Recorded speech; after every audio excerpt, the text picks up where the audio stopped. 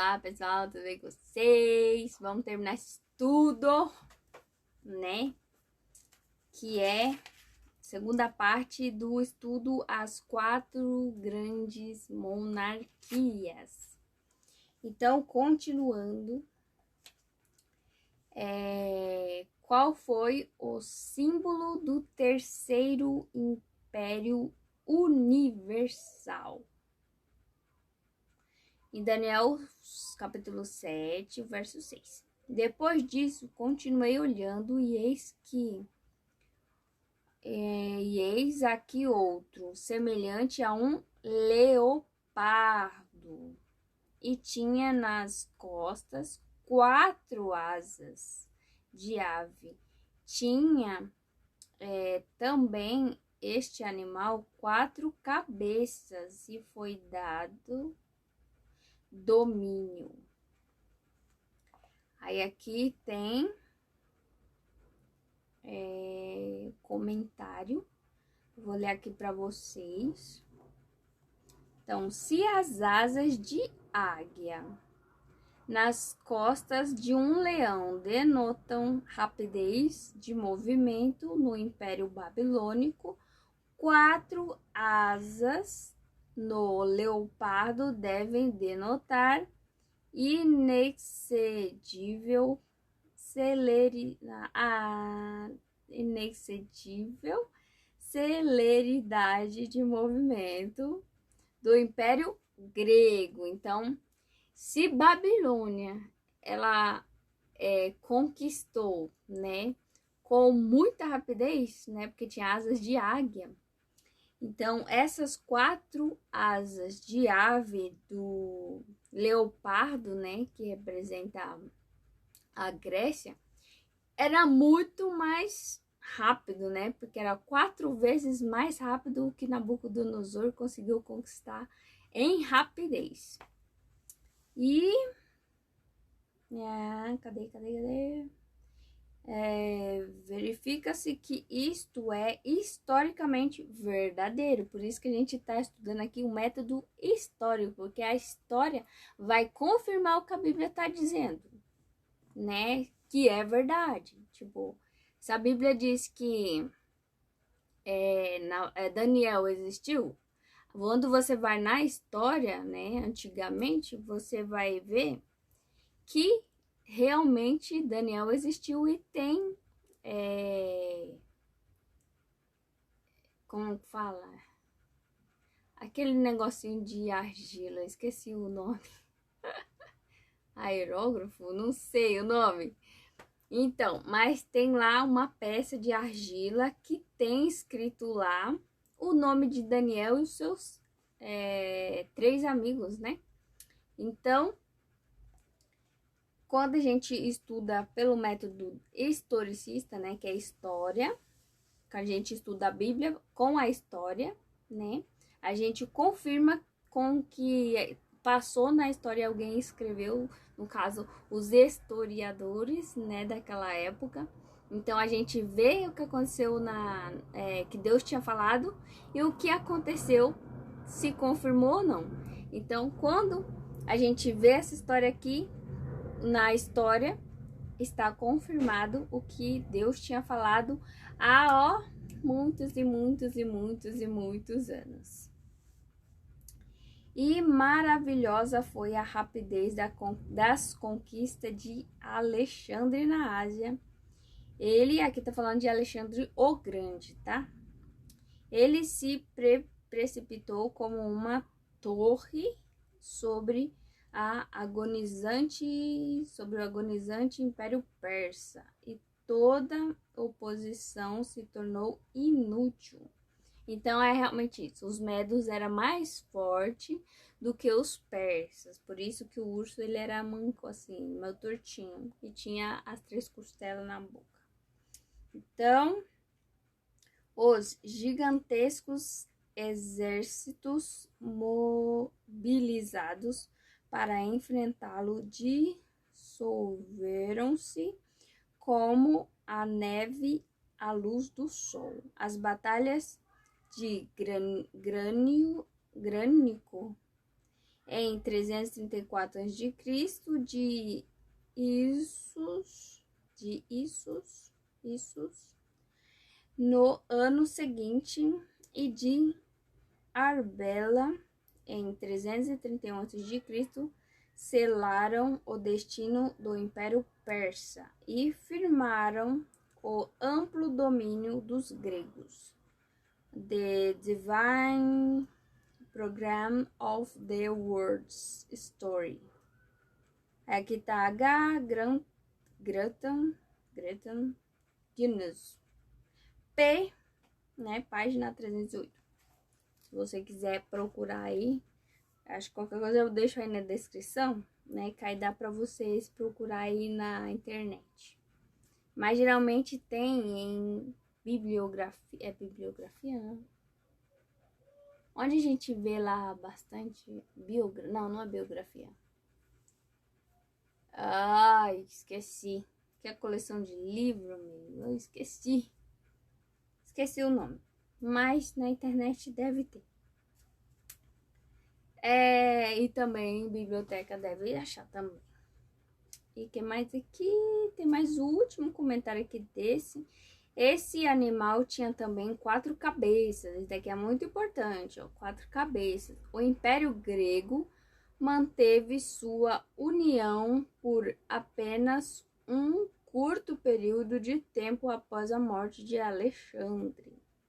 Ocorrida no ano de 323 a.C.,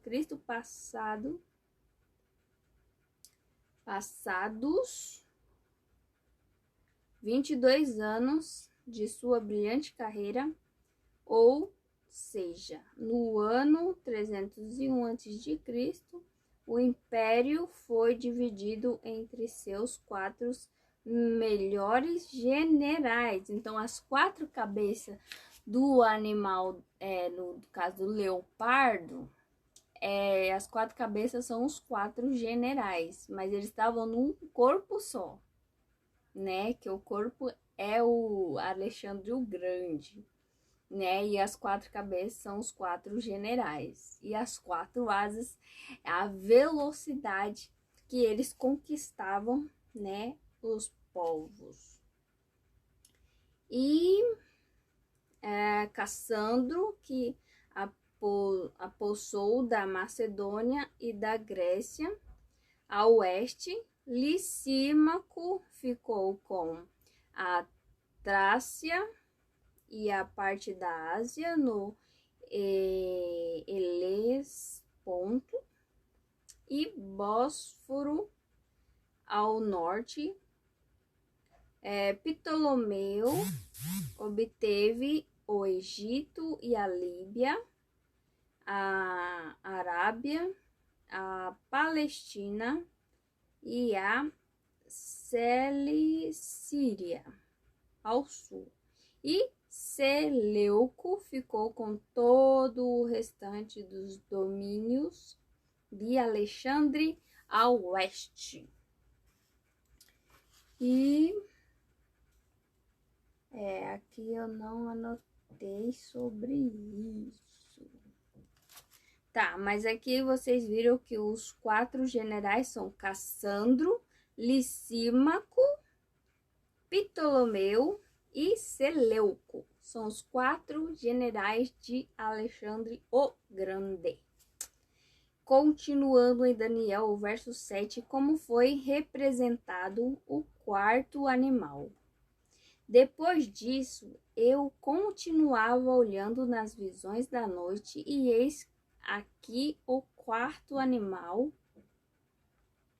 terrível, espantoso, assombroso e sobremodo forte, o qual tinha grandes dentes de ferro.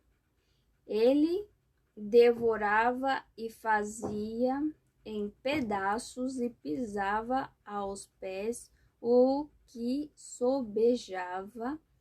Era diferente de todos os animais que apareceram antes dele e tinha 10 chifres. Agora o negócio vai ficar feio, né? Que os animais representam reino, certo? O ferro aqui que tá falando, né, é a dureza com que esse reino governava, né? Que nada mais é do que Roma, né? O ferro, na estátua, o ferro é Roma, né? Que são as pernas, que é o comando, né? O reinado de Roma, que eles regeu, né?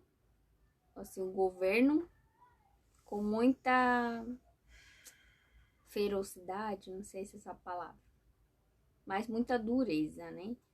Tudo eles matavam e despedaçavam tudo, né? Como tá escrito aqui. E o verso 23 do capítulo 7 ainda de Daniel, o que representava o quarto animal. Então ele disse: o quarto animal será um quarto reino na terra, o qual será diferente de todos os reinos, e devorará toda a terra, e a pisará aos pés, e a fará em pedaços.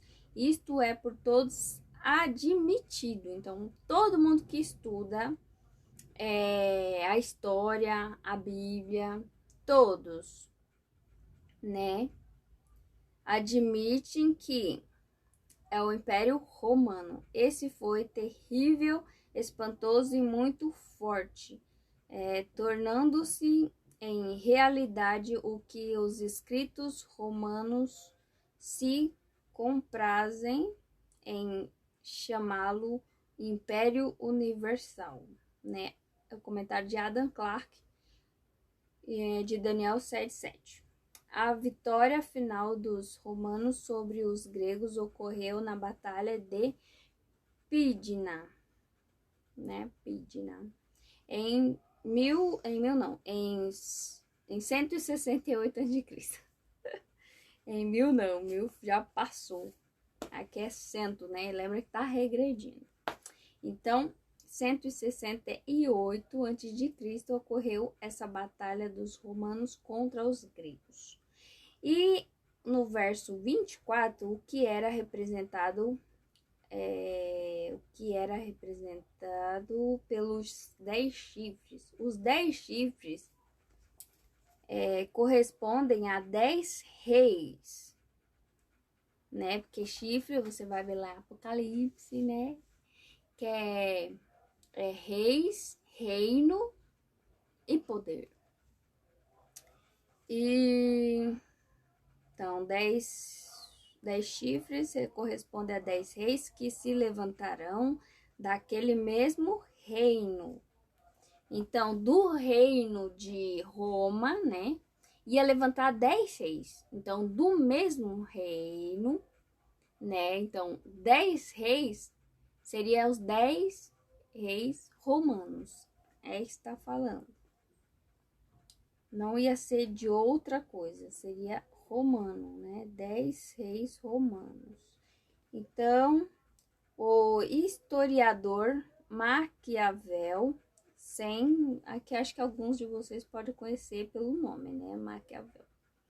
Sem fazer a mínima referência a essa profecia, apresenta a seguinte lista de nações que ocuparam o território do Império Ocidental ao tempo da queda de Rômulo Augusto em 476 depois de Cristo, o último imperador de Roma. Aí aqui tem os nomes: lombardos, francos, burgundos, ostrogodos, visigodos, vândalos, hérculos, suevos, hunos e saxonos. 10 ao todo. Então, esses são os 10 reis, né, que se levantaram da terra, que são do mesmo reino de Roma. Então, entre incessante e quase incontáveis flutuações, os reinos da moderna Europa, desde o seu surgimento até ao presente, tem somado uma média de 10, nunca mais desde a subdivisão da velha Roma, eles se uniram, porque Deus já tinha profetizado que eles iam tentar se unir em casamento e isso ia dar nada, que eles não iam conseguir. Então, eles iam tentar se unir num só império, nunca formaram unidade como são os Estados Unidos da América. Nenhuma fórmula de orgulhosa ambição que visasse reunir os fragmentos dispersos alcançou êxito. Sempre que surgiram, foram invariavelmente reduzidos a pedaços. A Divine Program of the World Story por H. Gretan Guinness, página 318 a 321. Bora lá que tá terminando, gente. Tá no 16?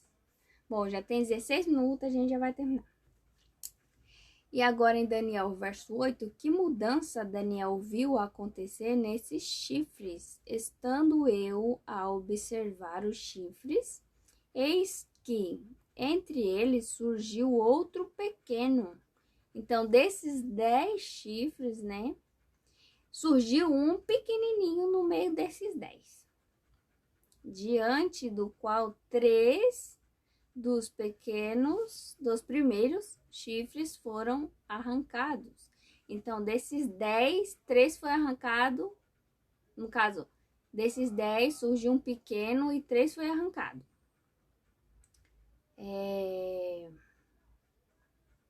Foi arrancado, e eis que neste chifre havia olhos como de homem e uma boca que falava com insolência.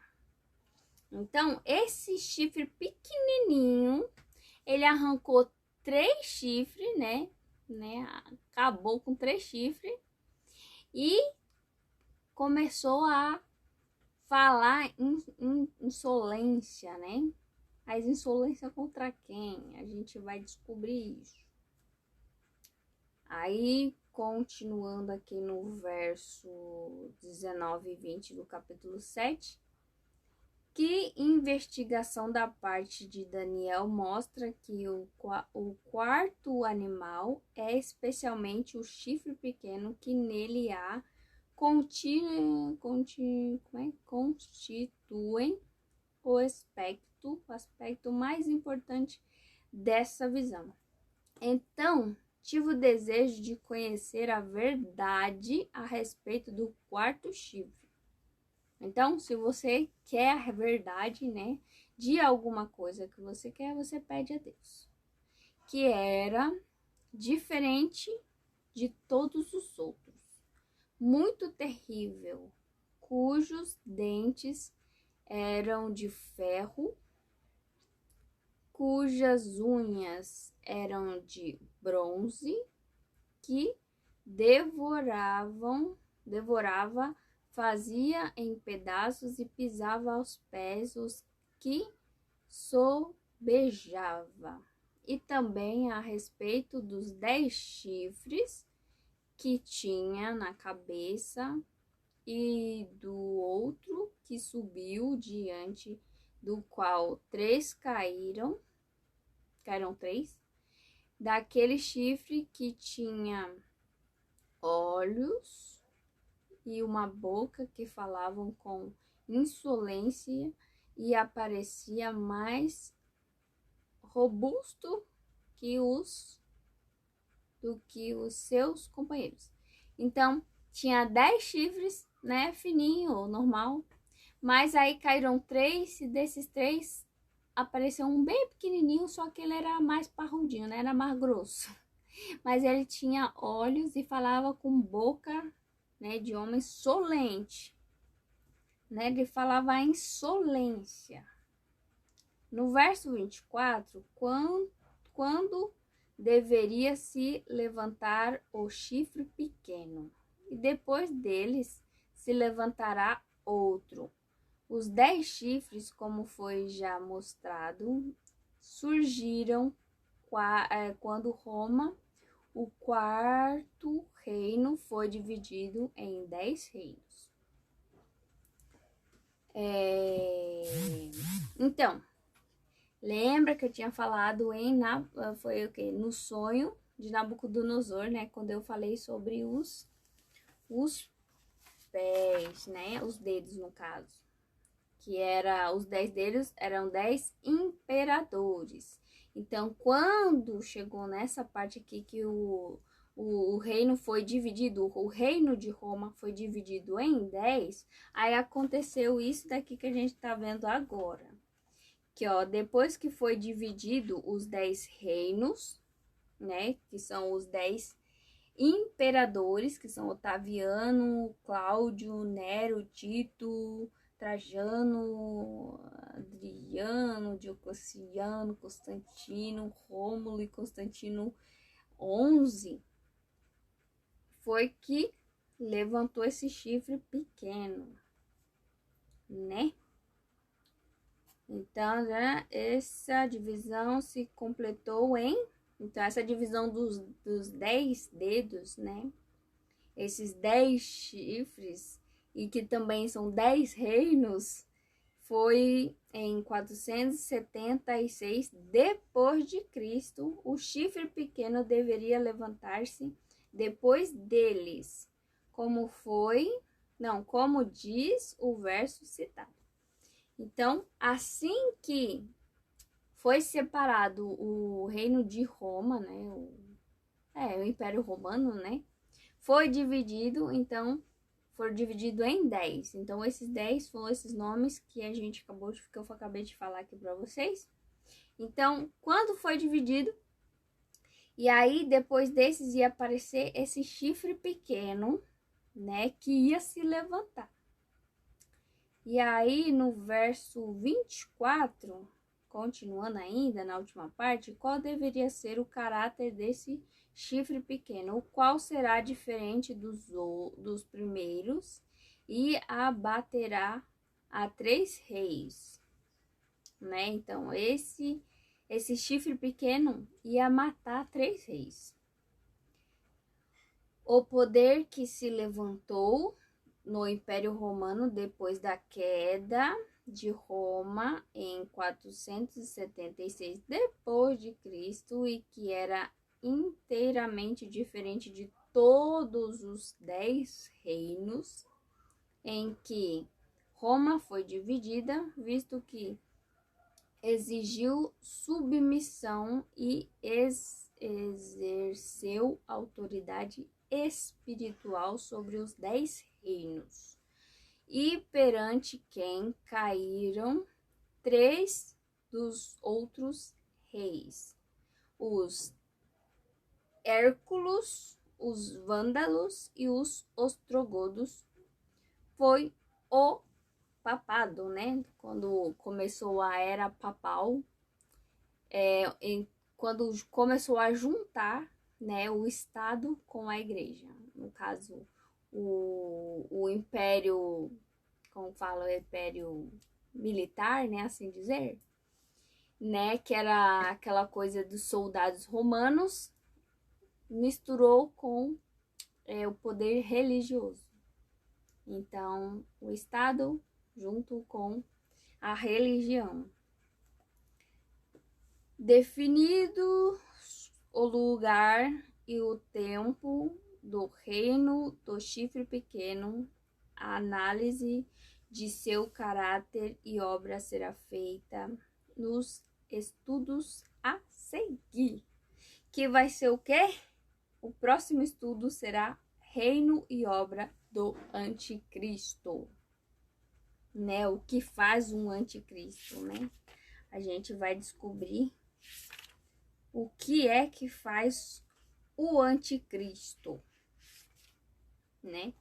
O próprio nome já diz, ele é anticristo, né? De forma bem resumida. Então, vamos recapitular. Então, o leão, né, simbolizava a Babilônia, né, a cabeça, né, de puro ouro, não sei o que lá.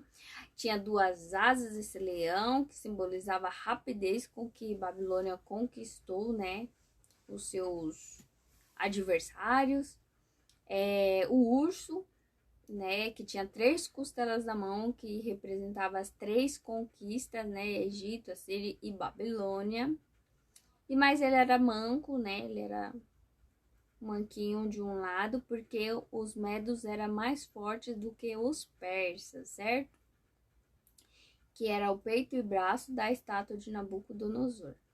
E aí chegamos ao terceiro animal, que é o leopardo, que é simbolizando o reinado da Grécia, né, que era o quadril de bronze, e também Alexandre o Grande com seus 4 generais, né, por isso tem as 4 asas, que era asas de ave, né, que simbolizava também a rapidez, só que era 4 vezes mais rápida do que Babilônia foi.